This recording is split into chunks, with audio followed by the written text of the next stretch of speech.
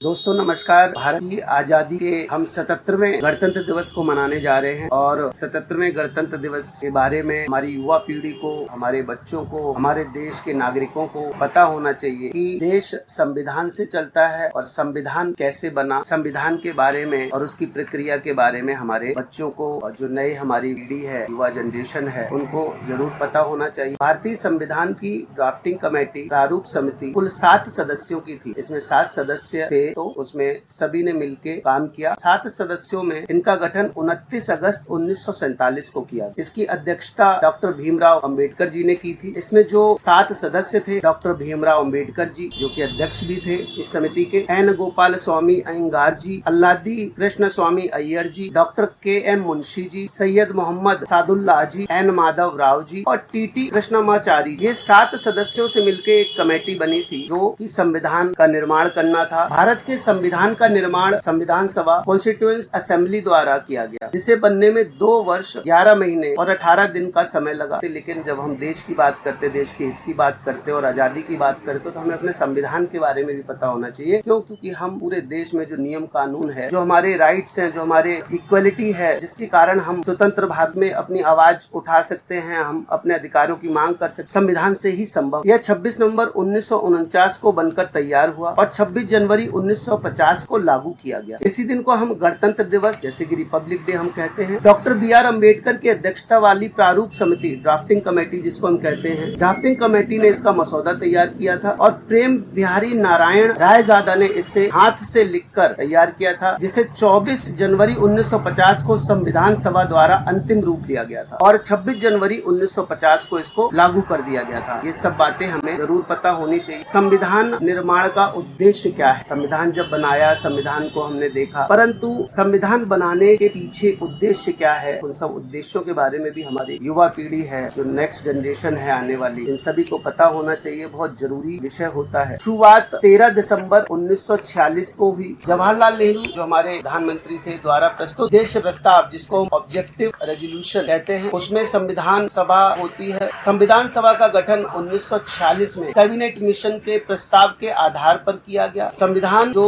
हमारा बनना था उसकी अध्यक्षता डॉक्टर भीमराव अंबेडकर द्वारा, जो कि बाबा साहब राव अंबेडकर जिनको हम कहते हैं। ड्राफ्टिंग कमेटी के वो चेयरमैन रहे, अध्यक्ष रहे। लेखन जो रहा वो मैंने पहले ही बताया, प्रेम बिहारी नारायण और रायजादा। इस संविधान को इटैलिक शैली में हाथ से लिखा, जबकि शांति निकेतन के कलाकारों ने इसे सुशोभित भी किया था। ये सब एक प्रारूप है कि किस तरीके से इस संविधान की रचना हुई, कौन कौन लोग इसमें इन्वॉल्व रहे, किस किस की इसमें भूमिका रही। अब इसका अंगीकरण और लागू को किस तरीके से पूरा व्यापक रूप दिया गया, कैसे ड्राफ्ट किया गया और कब ये और कैसे लागू हुआ। 26 नवंबर 1949 को संविधान द्वारा एक सभा द्वारा संविधान को अंगीकृत, जिसको हम अडॉप्टेड कहते हैं, स्वीकार करते हैं, किया गया। इस दिन को संविधान दिवस भी कहा जाता है। हम 26 नवंबर 1949 में जब हमने इसको अडॉप्ट किया, तो हम लोग 26 नवंबर को संविधान दिवस के रूप में भी इसको मनाते हैं। 26 जनवरी 1950 को संविधान पूर्ण रूप से लागू हुआ और भारत को एक गणतंत्र रिपब्लिक बना दिया गया। तो हम इसी को रिपब्लिक डे बनाते हैं 26 जनवरी 1950 को। इसकी जो मुख्य विशेषताएं हैं, देखिए हमारा जो संविधान है उसकी विशेषता क्या है, सभी को मालूम होना चाहिए। ये विश्व का सबसे लंबा लिखित संविधान है, जिसे देश की विशालता और विविधता को ध्यान में रखते हुए बनाया गया। बहुत सारी बोली भाषा, बहुत लोग